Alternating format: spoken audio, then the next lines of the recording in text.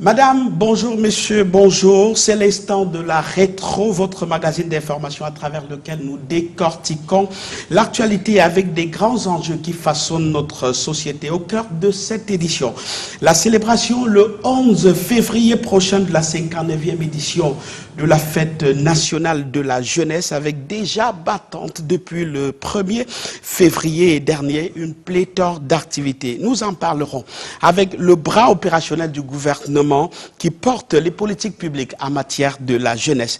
Le ministre Mounouna Foutsou, en charge de la jeunesse et de l'éducation civique, est notre invité pour cette édition de la rétro. Mais avant de le retrouver, je vous propose de revisiter les faits marquants de l'actualité de la semaine.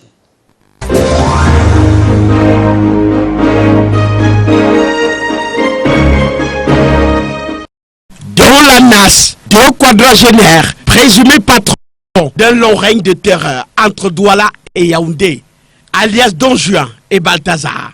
Ils ont un CV prolixe dans le kidnapping, le viol et la demande de rançon. Voici leurs outils de travail: corde, parfum inoptisant, Viagra, téléphone portable et un chapelet protecteur. Edith est leur dernière victime, piégée sur Messenger. J'ai ouvert mon Messenger un jour, j'ai vu le message que quelqu'un m'a écrit. 3 jours sont passés, il m'a écrit, puisque je n'ai même pas répondu aux écrits, aux premiers écrits.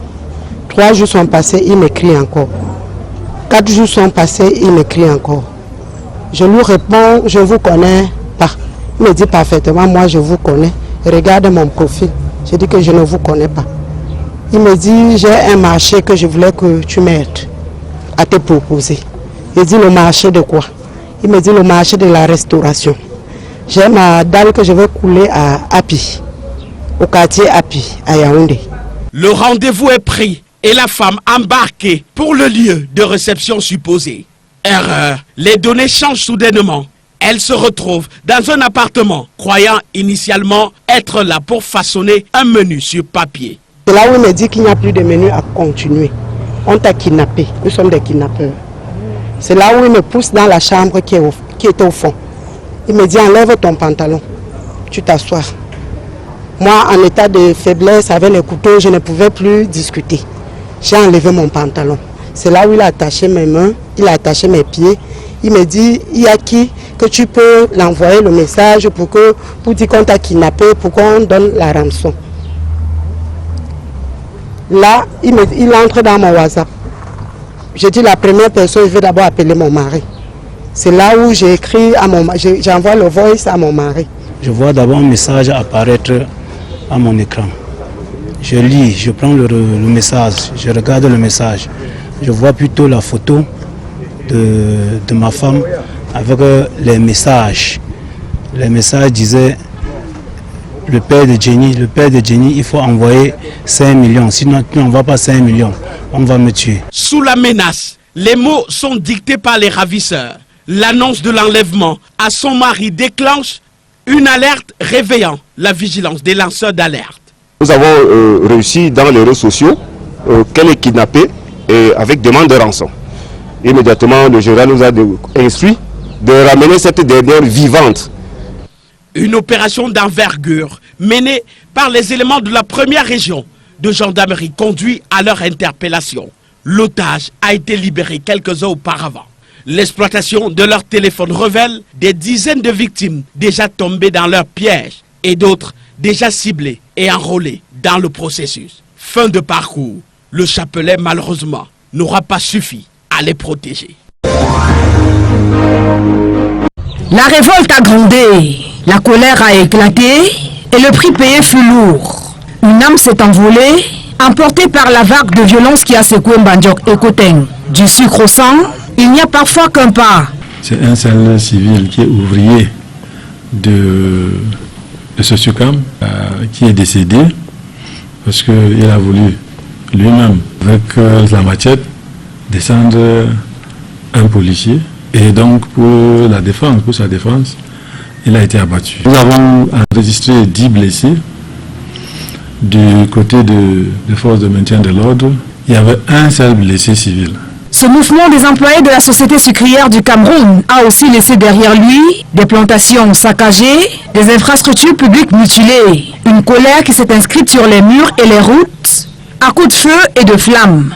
Ils ont bloqué et mettre le feu avec les pneus sur la voie publique. Un véhicule de transport des ouvriers a été saccagé. La fenêtre du commissariat de sécurité publique d'Nkoteng a été aussi cassée et 150 hectares de champs de canne a été aussi brûlé.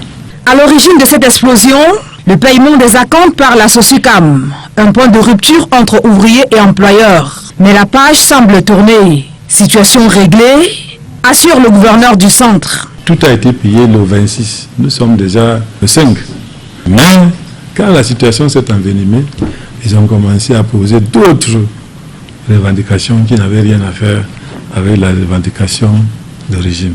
Bandiok et Koteng, ces villes où le sucre façonne le quotidien, reprennent le cours de leur histoire, selon Narseri Paul Béa. Une histoire marquée désormais d'une cicatrice de plus.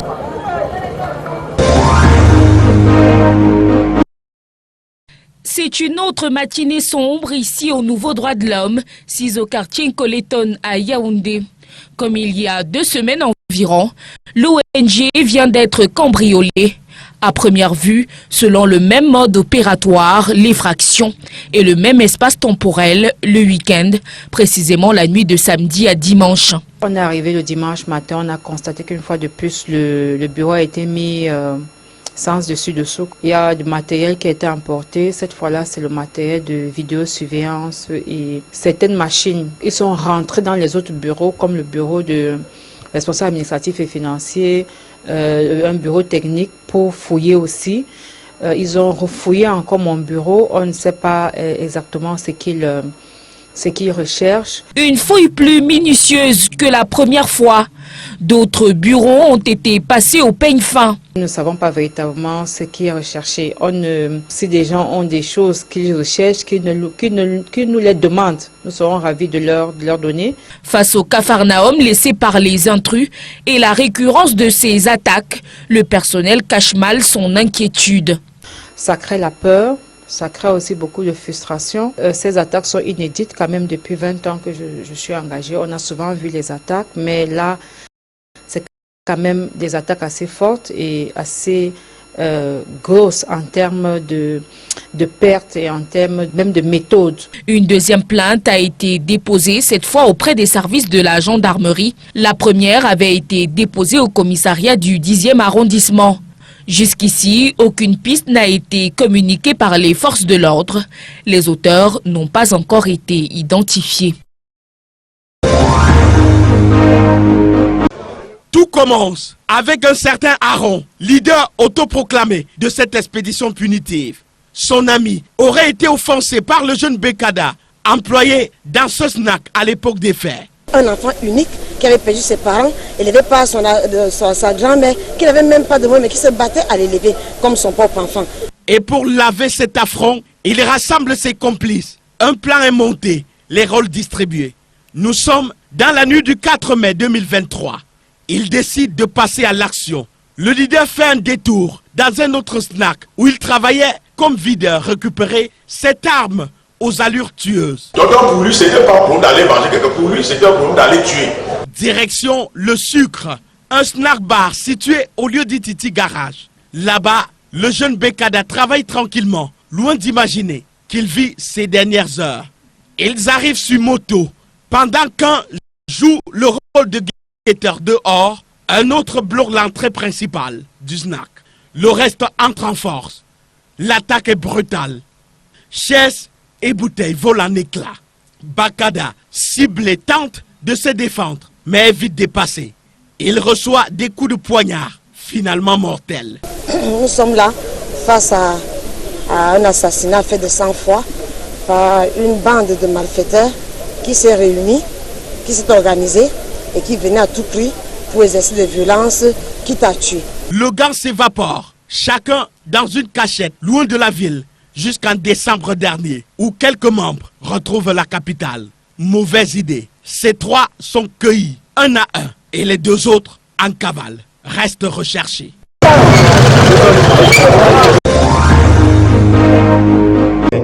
Rebondissement, un mot qui claque comme un coup de feu dans une affaire déjà estampillée des plus sulfureuses de l'État. Et voilà qu'une voix surgit enfin, celle du contre-amiral Joseph Fouda à travers un collectif d'avocats. Un plaignant plutôt silencieux qui jusqu'ici observait l'orage depuis sa vigie. Sacrée phrase de défense parlant de Hervé Parfait Bapou, il refuse tout lien, tout marché, tout deal. Monsieur contre-amiral Joseph Fouda ne connaît pas, il n'a jamais rencontré sa vie Monsieur Parfait Hervé Bapou. À propos de ce fameux numéro de téléphone que l'on lui prête, ses avocats disent que c'est une pure invention, un artefact qu'il n'a jamais possédé, ni lui, ni ses cercles proches. Lorsque vous le prenez, vous qui avez avec le téléphone intelligent, vous mettez collab, vous allez voir que c'est So Almami qui apparaît.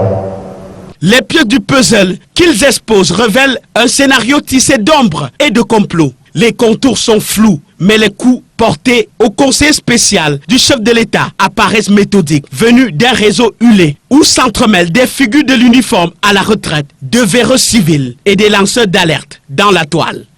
Dans leur déploiement, ces individus versent sur les réseaux sociaux des balivernes et des salissures sortis de leur laboratoire avec la ferme intention de traîner le conseil spécial du chef de l'État dans la boue. Un réseau que les conseils présentent avec ses codes, ses rouages, ses vieux loups. Une mafia discrète qui manipule les apparences et joue des dupes comme des pions. Ce jour, le contre-amiral, à travers ses avocats, exprime sa détermination, celle d'un homme sûr de son droit, qui avance avec la justice comme ultime arbitre.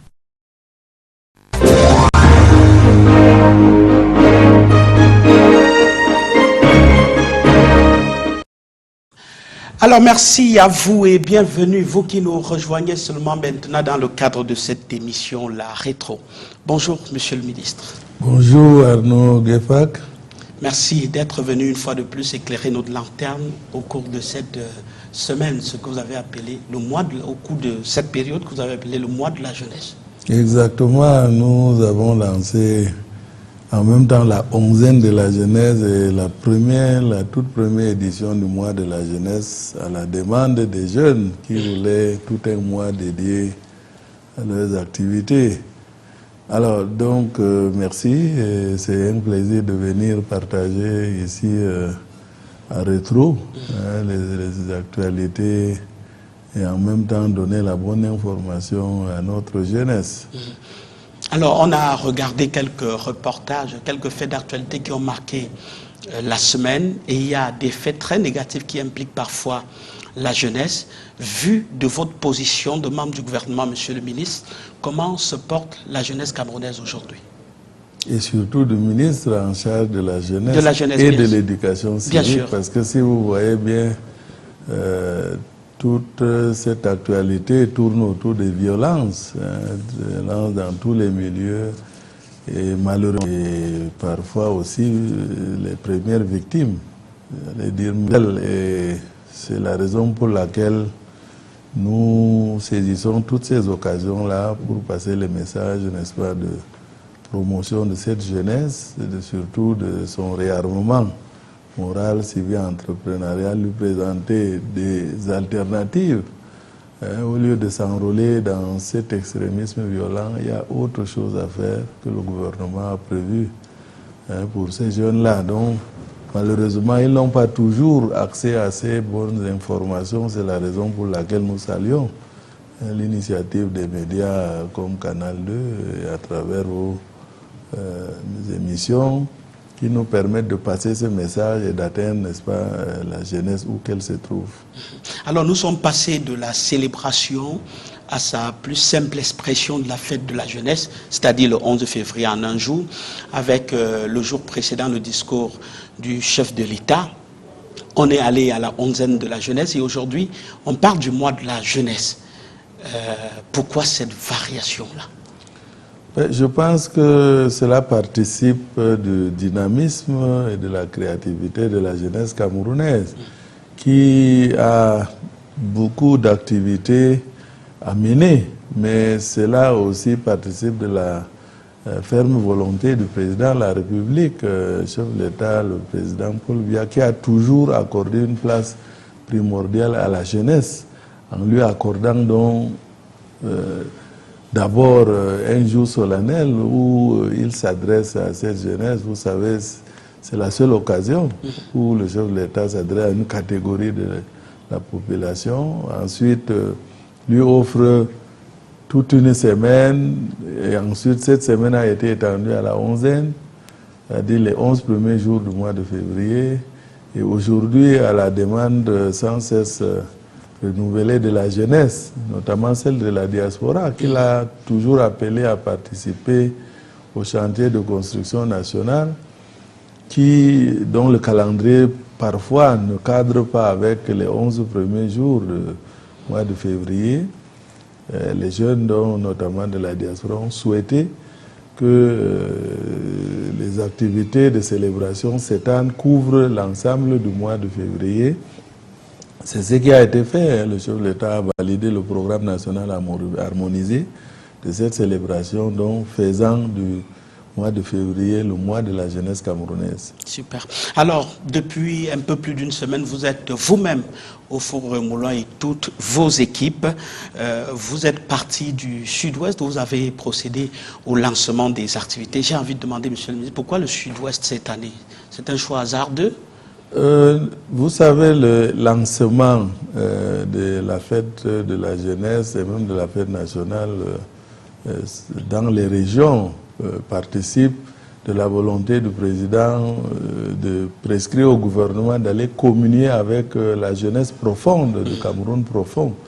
Et cela se passe de manière rotative entre les régions et une localité est choisie en fonction évidemment de sa monographie et de messages qu'on voudrait faire passer à cette jeunesse ou alors au reste de la jeunesse à partir de cette localité, souvent du Cameroun profond. Donc le choix de Idenao, évidemment, a été fait par le président de la République et a prescrit le gouvernement d'aller communier avec cette jeunesse de Idenao et à travers elle, la jeunesse de la région du sud-ouest et celle du Cameroun.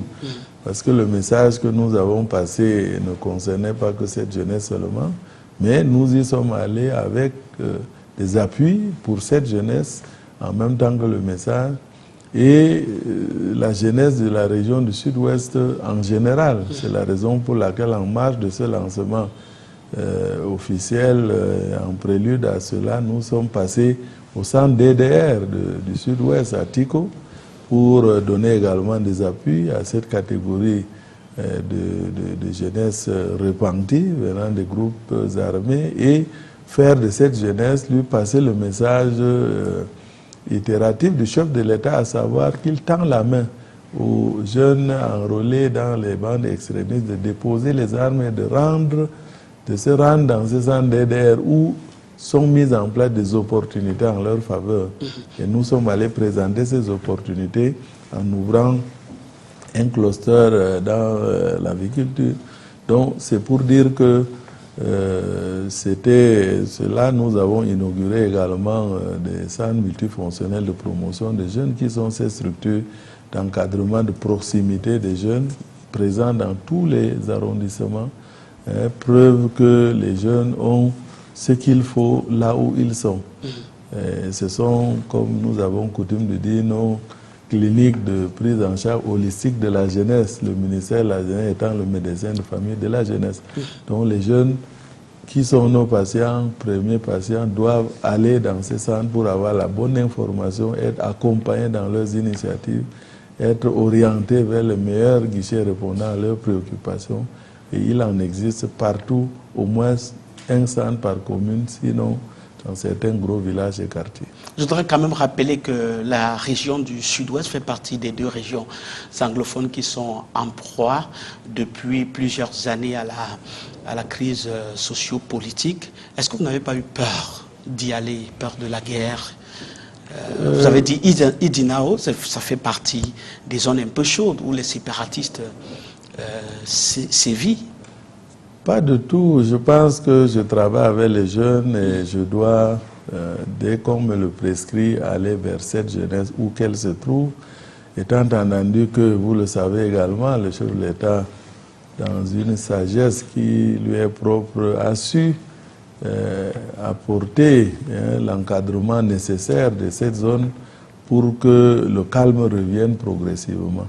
Je pense aujourd'hui, plus que jamais, il est question que nous, du gouvernement, nous allions vers ces zones-là pour encourager aussi les acteurs qui sont sur place et qui sont restés toujours républicains. Est-ce que du fait de la guerre, monsieur le ministre, comment vous avez trouvé les jeunes là-bas? Est-ce que c'est les jeunes qui sont sous l'effet de cette guerre-là? Est-ce que c'est les jeunes qui sont motivés? Est-ce que c'est les jeunes qui portent aujourd'hui les aspirations des jeunes, des mêmes jeunes que nous trouvons à Yaoundé, à Douala, à Maroua ou à Ngaoundéré? Je dois dire que la situation que j'ai trouvée, elle n'est pas très différente déjà des autres régions, mais mon passage au centre DDR m'a permis de constater, et ça je pense beaucoup de la délégation l'ont constaté, il y a des jeunes qui ont pleuré.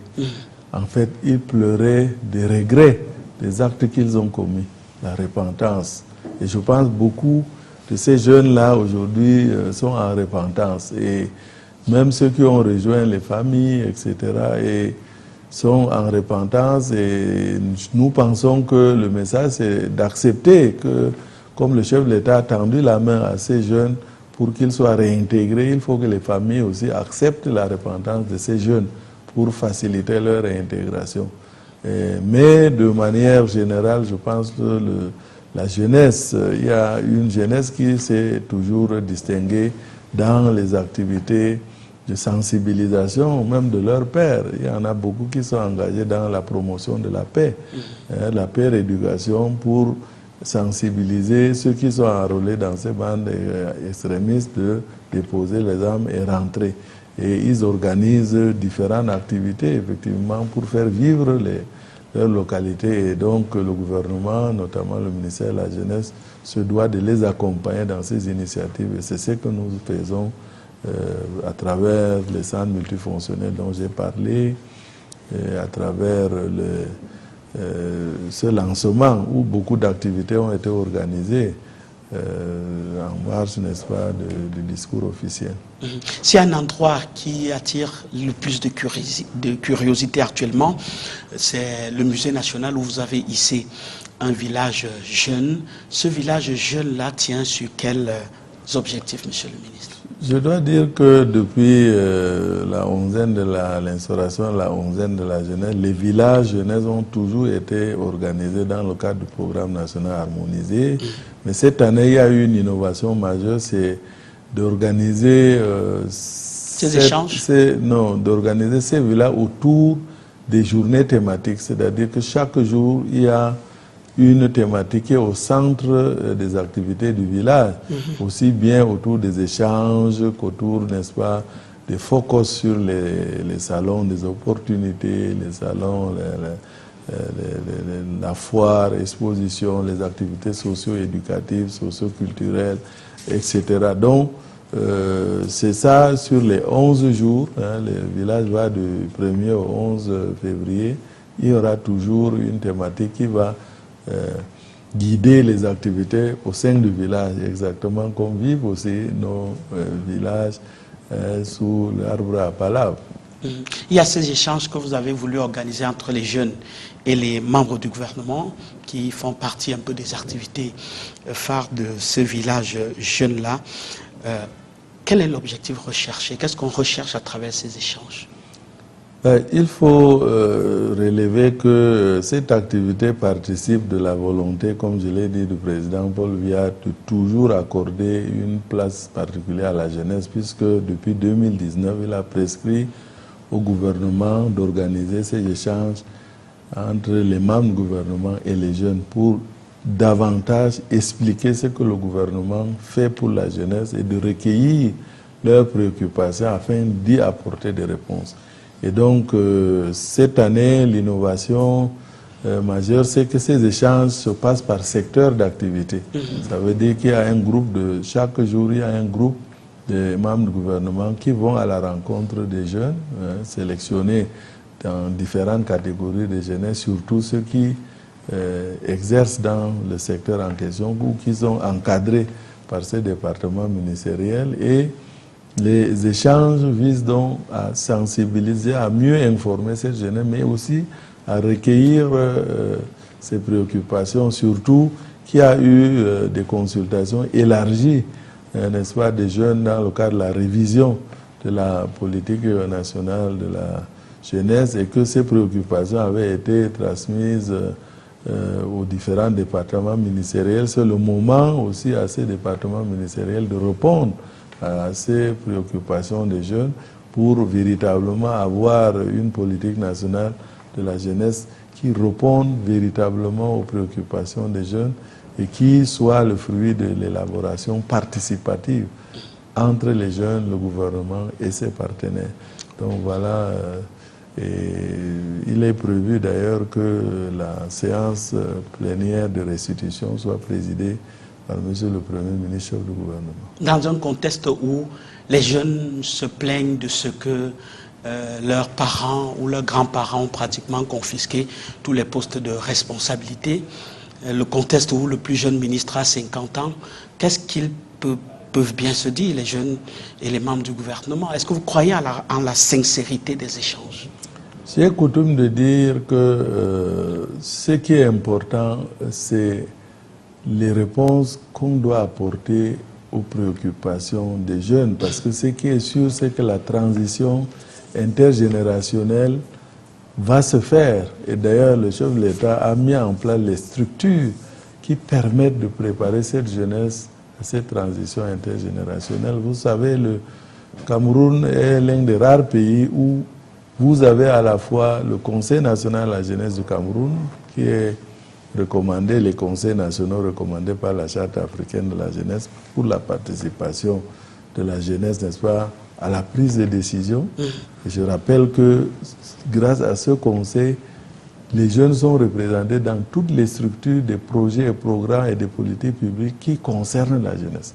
Ça veut dire déjà à travers cette organisation fêtière qui a des démembrements jusqu'au niveau des arrondissements, vous avez des jeunes qui participent à la prise de décision qui les concerne. Ensuite, vous avez le Parlement jeunesse qui est mis en place jusqu'à présent. C'était les députés jeunes, mais avec la mise en place du Sénat, on a mis en place également le Sénat jeune depuis l'année dernière, et ce sera la deuxième session, et cela permet l'apprentissage de la démocratie parlementaire, de mieux préparer les jeunes à la fonction de parlementaire. Parce que vous savez, il ne suffit pas de demander à être représenté, mais il faudrait être préparé. Et c'est la raison pour laquelle nous nous réjouissons aujourd'hui, grâce au Parlement jeunesse. Il y a des jeunes qui étaient députés jeunes et qui sont aujourd'hui des députés seniors. Et lorsqu'on voit leurs prestations, on se rend compte qu'ils ont été préparés. Et ils le disent d'ailleurs. Donc, c'est ça la préparation intergénérationnelle. Ensuite, on a mis déjà en place aussi les conseils municipaux jeunes, les conseils régionaux jeunes avec la décentralisation et la mise en place des régions. Toujours pour préparer les jeunes à des fonctions électives de conseil régional senior, de conseils municipaux. Parce que là également, le développement local, la décentralisation, aujourd'hui nous avons des critiques selon lesquelles il y a peut-être peu de maîtrise par les exécutifs. C'est parce que certains n'ont pas été préparés à cette fonction de conseil municipal ou de maire, ou de président de région ou de conseil régional, parce qu'il faudrait que ces jeunes, dès le départ, sachent ce que c'est qu'un conseil municipal, quelle est sa mission, qu'est-ce qu'il doit pouvoir faire, le maire, le président du conseil régional ou de l'Assemblée générale. Est-ce que vous pensez que tout... Donc, ça c'est le travail, ce sont les outils d'apprentissage, c'est des mécanismes de mentoring, de coaching, de préparation de cette jeunesse, n'est-ce pas, à la prise de décision, à la représentation.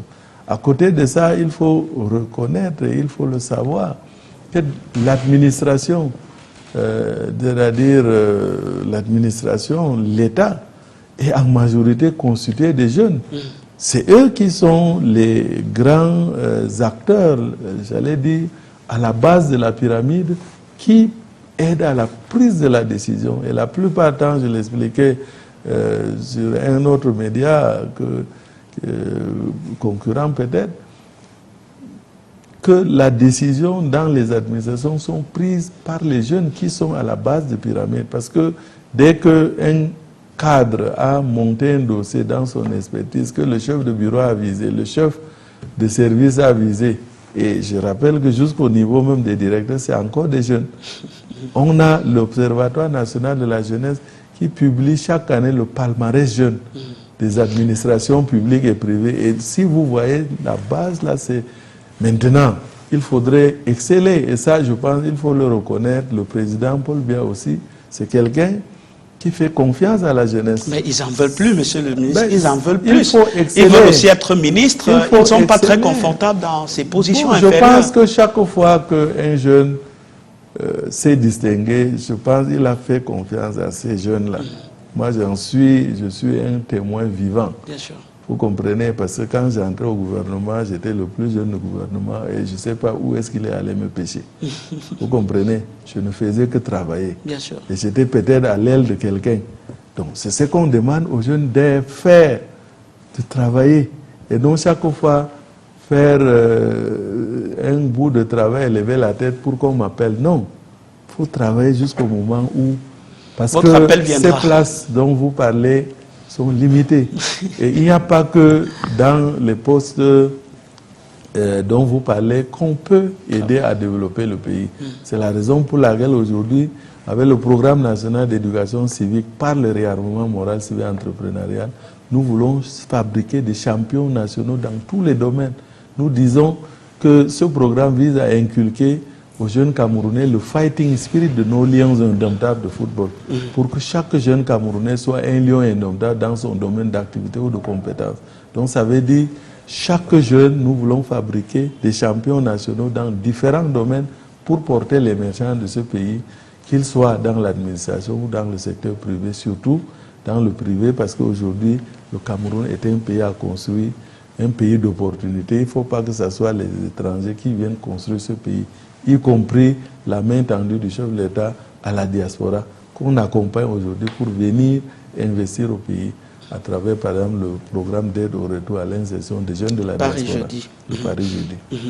Alors, il y a cette campagne spéciale d'éducation électorale pour les élections civiques et patriotiques que vous avez également lancée, je crois que c'était le 30 janvier dernier.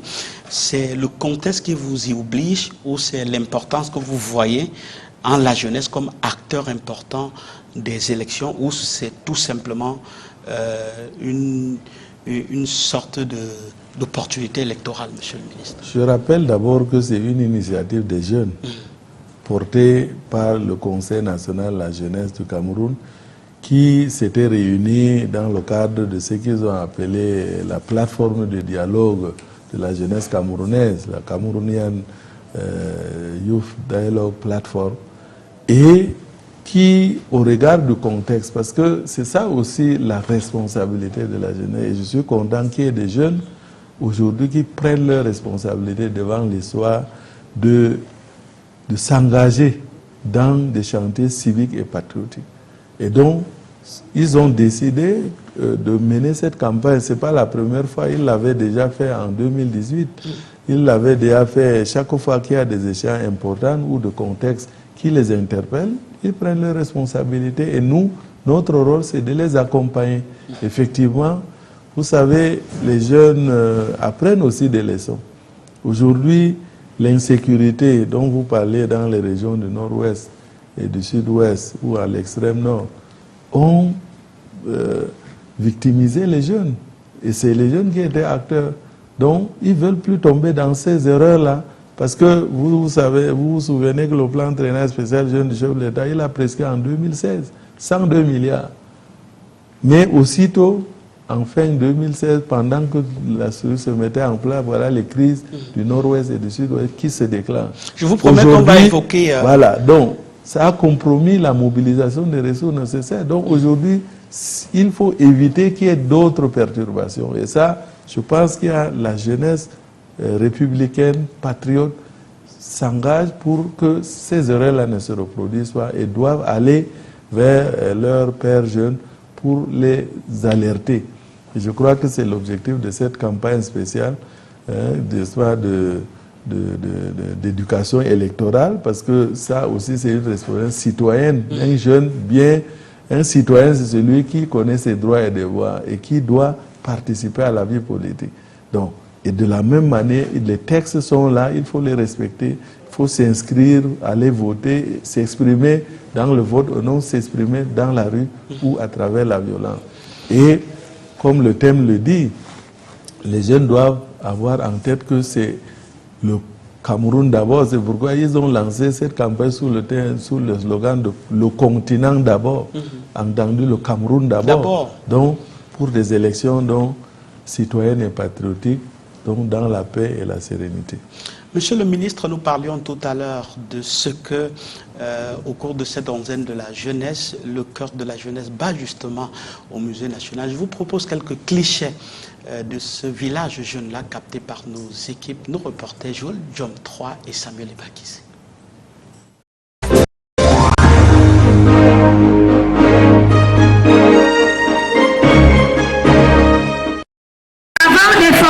Dans l'enceinte mythique du Musée national de Yaoundé, le village jeunesse déploie tout son charme. Ce 5 février, de nombreux élèves sont en admiration devant les curiosités que l'on retrouve ici. Dans ce stand, c'est atelier robotique et technologie.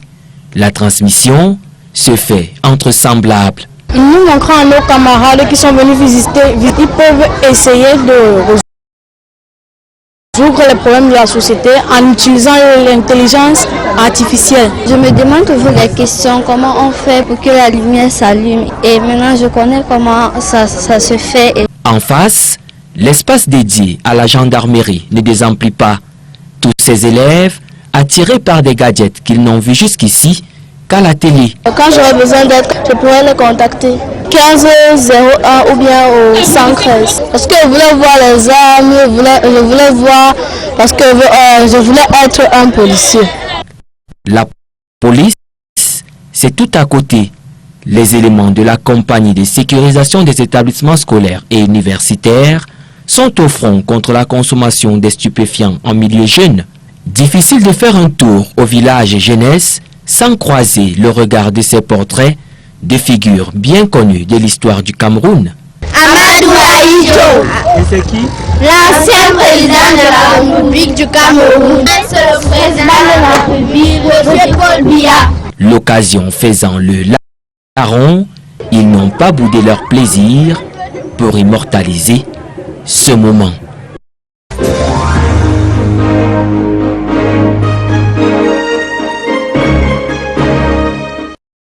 Alors, monsieur le ministre, on voit là, il y a l'expression de la jeunesse, il y a la satisfaction de toutes les curiosités, il y a même la naissance des vocations. Cela participe de ce que vous vouliez faire de ce village jeune? Exactement. Je pense que je me réjouis que cette année particulièrement, il y ait une mobilisation de la jeunesse pour visiter tous ces stands mis à leur disposition, pour à la fois, effectivement, avoir des vocations, une orientation, parce que c'est ce que nous souhaitons. Je dis souvent qu'il faut que désormais, dès le bas âge, les parents, la communauté éducative et la société préparent les jeunes dans des objectifs précis. C'est ce que nous appelons le réarmement moral civil entrepreneurial. Et le village concourt à cela, pour que les jeunes viennent s'ouvrir au monde.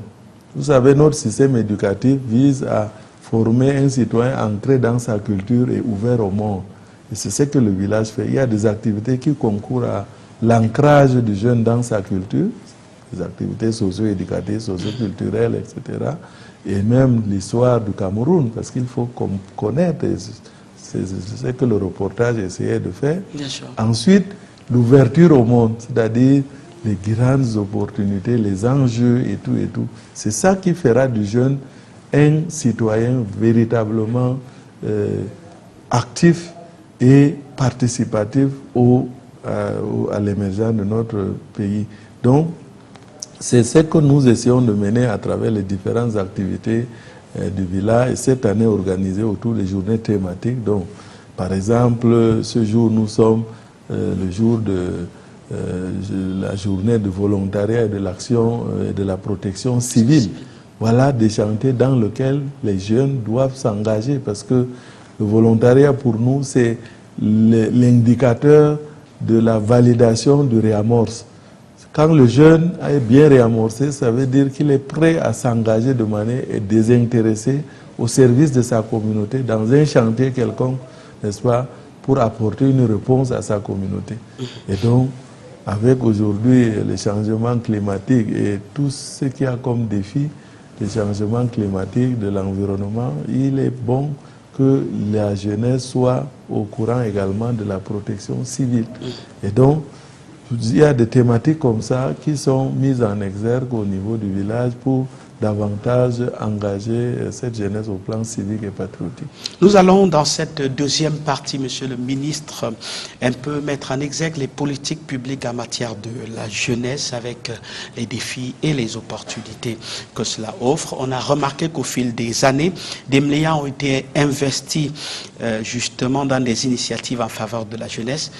Si on disait à l'heure du bilan avec tous ces programmes, vous avez évoqué tout à l'heure le plan triennal spécial jeune, il y a une pléthore de programmes au ministère de la Jeunesse en faveur de cette couche-là qui, aujourd'hui, selon le dernier recensement, est située sur les 25% de la population. À l'heure du bilan de ces 5 dernières années, vous diriez que la politique de la jeunesse est sur les rails, Monsieur le ministre? Vous savez, il faut saluer cette politique pionnière et intemporelle du président de la République. Le président Biya a, dès 2004, donné une impulsion particulière à la politique de la jeunesse qu'il avait déjà dans sa vision politique pour le libéralisme communautaire. Parce qu'en 2004, quand il crée un ministère spécialement chargé de la jeunesse, à l'époque, même la charte africaine de la jeunesse n'était pas encore adoptée. Donc, depuis lors, il a également créé à cette occasion beaucoup d'autres départements ministériels qui devaient prendre en charge des jeunesses spécifiques. Et comme nous avons coutume de dire, le ministère de la Jeunesse est donc le médecin de famille au sein de ces ministères sectoriels pour prendre en charge de manière holistique cette jeunesse, donc tous ses besoins. Et comme vous le savez, cette jeunesse est plurielle. Et donc, je pense que ces programmes qui sont mis en place répondent en réalité aux préoccupations spécifiques de chaque catégorie de la jeunesse. Et il n'y en a pas de trop. Parce que jusqu'à aujourd'hui, les jeunes en redemandent encore et l'effectif de cette jeunesse s'accroît, comme vous le constatez. Donc il faut saluer cette politique-là. Maintenant, quant au bilan, il est difficile qu'on puisse le faire au cours de cette... Mais je peux vous dire qu'il y a eu des programmes de première génération. Les PAGERU, les PIAZI, les différents de l'EPIFMAS, les PACDPME, dans différents départements, mais les PIAGA, l'agriculture, etc. Et à côté de ça, il y avait 2 catégories de programmes. Il y avait des programmes spécifiques aussi à la jeunesse, c'est-à-dire adressés essentiellement à la jeunesse, mais il y avait d'autres programmes qui bénéficient à la jeunesse, c'est-à-dire dont la cible prioritaire n'est pas seulement la jeunesse, mais comme la jeunesse est la population, la tranche de la population la plus grande, cela bénéficie à la jeunesse. Donc, tous ces programmes-là de première génération ont eu le résultat qu'il y avait et sont arrivés les programmes de deuxième génération, avec le plan triennal spécial jeune, avec les PA jeunes, avec certains programmes qui ont changé d'approche pour mieux adresser la question de la jeunesse. Parce que vous savez, c'est l'évaluation de ces programmes de première génération qui ont amené à la mise en place de ces programmes de deuxième génération en changeant d'approche, en introduisant notamment ce que j'ai appelé important et qui est très important, le réamorce, le réarmement moral, civique et entrepreneurial, pour préparer cette jeunesse. Parce que si le jeune n'est pas préparé, quel que soit l'appui que vous lui donnez, il ne va pas réussir.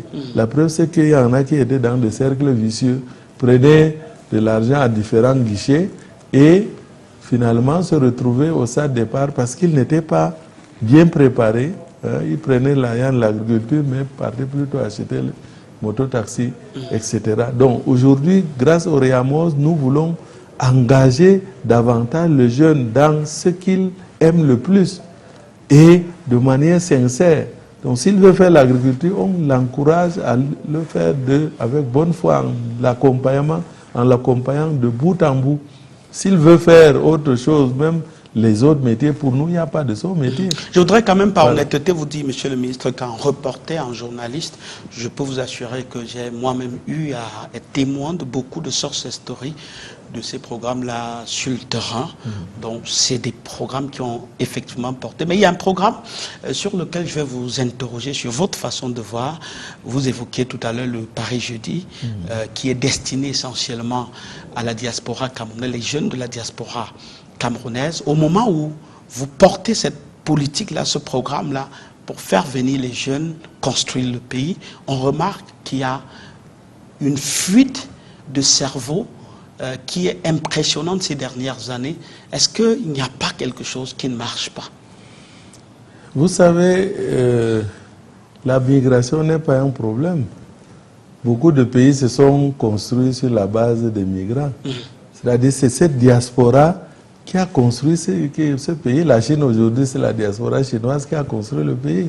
La Corée du Sud, c'est la diaspora qui est partie chercher des ressources pour venir construire le pays, qui est parti prendre la technologie pour venir construire le pays. Donc, ce programme dont vous parlez, effectivement, c'est ça son objectif. Donc, c'est la raison pour laquelle, face au contexte lié aux migrations intensives de ces dernières années, nous avons lancé ce qu'on a appelé l'opération migration citoyenne et patriotique. L'an dernier, c'était à l'université de Tchang, à l'occasion de lancement de la fête nationale. Donc, pourquoi? Parce que si ces jeunes migrent de manière régulière et citoyenne, vous comprenez, en toute responsabilité, respectant tous les canaux pour une migration sûre, et qu'ils sont au plan boostés dans leur attachement à la patrie. Bon, c'est ce que nous souhaitons. Et le Paris Jeudi déjà avait mis en place l'autre sous-programme qui est le dialyse, Diaspora and Local Youth Joint Venture, qui visait à encourager la diaspora à entrer en partenariat avec ceux du terroir, en joint venture, pour créer donc des co-initiatives, des co-entreprises, de manière à ce que celui de la diaspora apporte ce qu'il a comme ressources ou technologies et celui du terroir maîtrisant l'environnement socio-économique et le gouvernement donnant la caution institutionnelle pour éviter les abus que, par exemple, la diaspora a l'habitude de rencontrer. Donc, voilà comment le mécanisme d'accompagnement de cette diaspora est mis en place. Et si les jeunes migrent de manière civique et patriotique, ils sont d'où ils seront prêts à accompagner donc les chantiers de construction de notre pays. Je rappelle qu'aujourd'hui, le monde est planétaire. Il n'est pas question nécessairement d'être installé dans un village donné pour contribuer au développement de ce village. C'est la mobilité qui est importante. Est-ce que ce n'est pas aussi une expression de mal-être? Je pense une fois de plus que, et c'est ça l'objectif du Paris Jeudi aussi, parce que c'est sensibiliser, donner la bonne information à ceux qui veulent bien migrer, parce qu'ils croient au mirage en migrant. Or, là-bas, ce n'est pas du mirage, là-bas, c'est la réalité est plus dure. Et c'est la raison pour laquelle dans l'opération migration citoyenne et patriotique, nous utilisons les gens de la diaspora qui ont déjà fait face à ces difficultés pour venir mieux informer les cadets, pour leur dire, vous venez certes, mais sachez que là-bas, c'est aussi le combat. D'où donc le REAMOS que nous leur faisons. Nous disons, allez en lion indomptable, allez avec le fighting spirit. Si vous voulez réussir, sinon vous allez vous retrouver à la rue et vous allez vous retrouver dans le cercle vicieux de ce que certains racontent déjà. Parti pour le mirage, il se retrouve dans la rue, il a honte de rentrer et finalement, voilà, on a perdu une énergie. Vous comprenez? Revenons un peu. Par ailleurs, les gens investissent parfois beaucoup d'argent pour migrer, alors qu'avec les mêmes ressources, ils peuvent s'installer ici durablement. Et ça, ils ne le savent pas. Donc ça, c'est aussi notre rôle de leur apprendre ces opportunités-là, en fait, de leur ouvrir les yeux sur ces opportunités à travers donc ce réamorce. Alors, Monsieur le ministre, revenons un peu au Cameroun pour parler justement en profondeur de ce réamorce. Là, malheureusement, le temps court très vite. Alors, il y a cette jeunesse qui est non scolaire et la jeunesse scolaire. Et chaque jour, avec l'effet des réseaux sociaux, on voit beaucoup d'images qui sont à la limite choquantes des jeunes parfois qui sont sous l'effet de la drogue, qui se livrent à des activités vraiment pas catholiques, de sexe et autres. Quand vous regardez cela, alors que vous portez cette politique de réamorce depuis quelques années, est-ce qu'il n'y a pas lieu de réadapter cette politique-là ou bien ce programme-là à la réalité? C'est ce qu'on a fait en réalité. C'est l'évaluation du premier programme national d'éducation civique lancé en 2015 avec la campagne nationale d'éducation civique et d'intégration nationale, évaluée en 2021 et 2022. Nous lançons le PRONEC Réamorce qui, lui, change d'approche. Parce que le PRONEC Réamorce est élaboré sur le principe de Mind Education, Mindset Education, l'éducation au changement de mentalité, donc changement de comportement. Donc ce programme est élaboré pour être mis en œuvre en milieu scolaire, universitaire, extrascolaire, donc l'éducation non formelle dont vous parlez, et également en milieu socio-professionnel, c'est-à-dire dans les administrations publiques et privées. Canal 2 devrait pouvoir mettre en œuvre le réamorce. C'est très important. Et nous encourageons d'ailleurs toutes les administrations à adopter la minute du civisme, c'est-à-dire à l'occasion de toute réunion. Vous savez, Canal est une télévision citoyenne. S'il y a des activités qui entrent dans ce cadre-là. Je saisis donc cette occasion pour vous envoyer une équipe pour vous accompagner, n'est-ce pas, à la mise en œuvre de réamorce au sein de votre, pour avoir des cadres, des employés exemplaires qui aident le chef d'entreprise à gagner de l'argent pour mieux s'occuper d'eux. Voilà l'esprit de réamorce. Alors donc, en milieu aussi ouvert, c'est-à-dire de nos villages écartés, c'est-à-dire à travers l'éducation populaire, l'école sous l'arbre. Les populations doivent apprendre à s'asseoir sous l'arbre à pala pour échanger, dialoguer sur les questions qui les concernent. Vous comprenez, pour le vivre ensemble harmonieux. Donc, voilà un programme qui est fait aujourd'hui pour que toutes les strates de notre population puissent s'impliquer afin d'avoir la République exemplaire que le chef de l'État appelle de tous ses voeux. Et ça, il faut attaquer donc ces actes inciviques dans tous les milieux. Parce que la violence en milieu scolaire, sa source, comme vous le voyez, ce n'est pas seulement, c'est pas à l'école. Sa source vient de la famille, qui est un peu inattentive, laxiste, abandonne ou démissionne, des enseignants qui sont également touchés, de milieux sociaux, professionnels, socio-économiques, parce que là, qui vend les drogues, c'est parfois les bars et autres boutiques environnantes. Donc il faut toucher tous ces acteurs-là pour pouvoir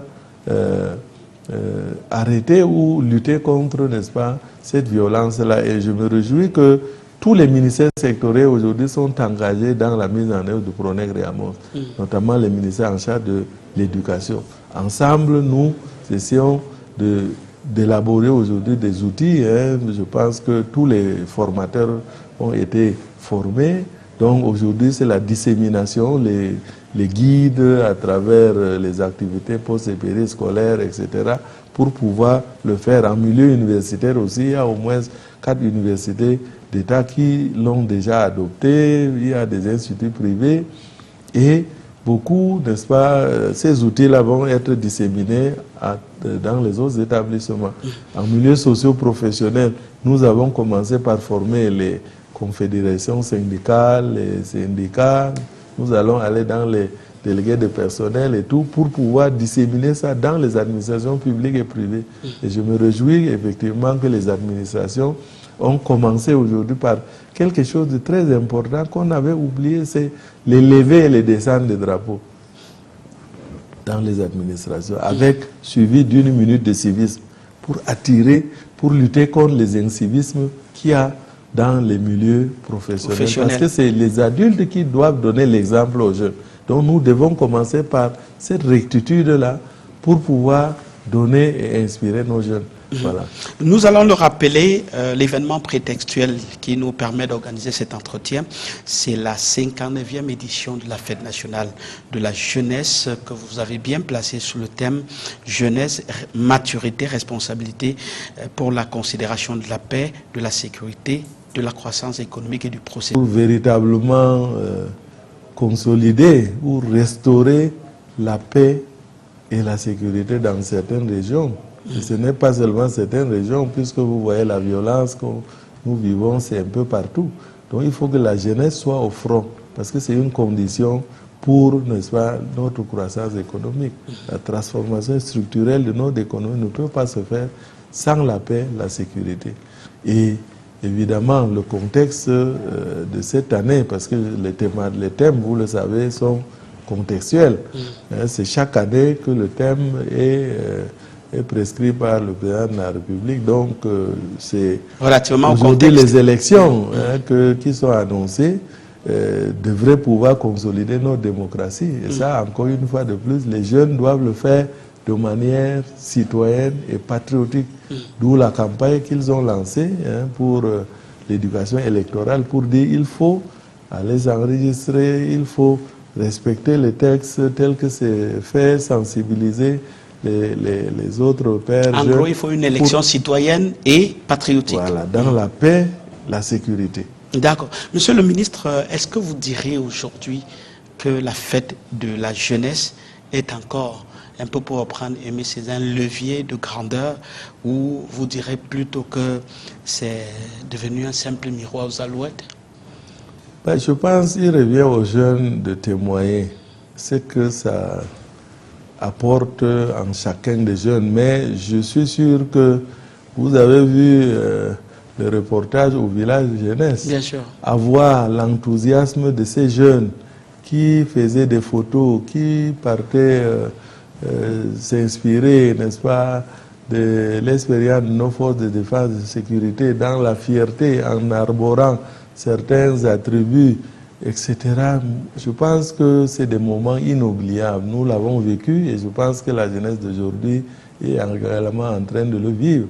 Et donc, pour moi, le pouvoir public, le président de la République, a mis les moyens pour que ces fêtes-là se déroulent sur l'ensemble du territoire. Je rappelle que l'innovation majeure aussi cette année, c'est la décentralisation, le renforcement de la décentralisation, c'est-à-dire la fête va se dérouler jusque dans certains gros villages, quartiers et dans la diaspora.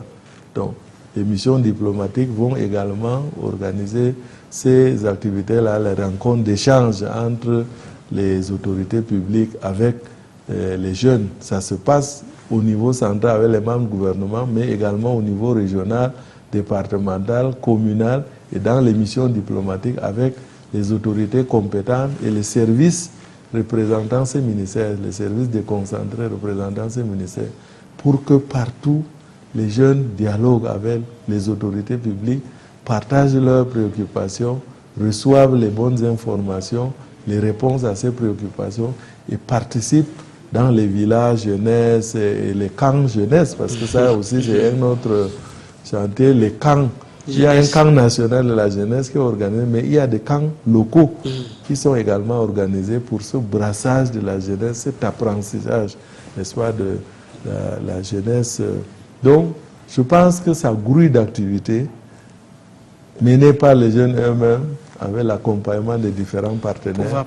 Et ça restera toujours un moment mémorable pour la jeunesse. Malheureusement, le temps réservé à cette émission est totalement consommé, Monsieur le ministre, mais je vais finir en vous proposant quelque chose entre la résilience, le renouveau et la répétition. Que choisirez-vous comme slogan de la jeunesse en 2025? Je pense que pour moi, la jeunesse en 2025 doit être une jeunesse réamorcée. Réamorcée. Oui. Voilà. On met un terme à cette émission en vous remerciant, vous qui êtes à la maison, de nous avoir regardé. Merci à monsieur le ministre de la Jeunesse et de l'Éducation civique d'avoir accepté une fois de plus de venir éclairer nos téléspectateurs sur cette thématique liée à la jeunesse. Nous vous retrouvons pour la prochaine édition, la semaine prochaine, sur un autre fait majeur d'actualité. À bientôt.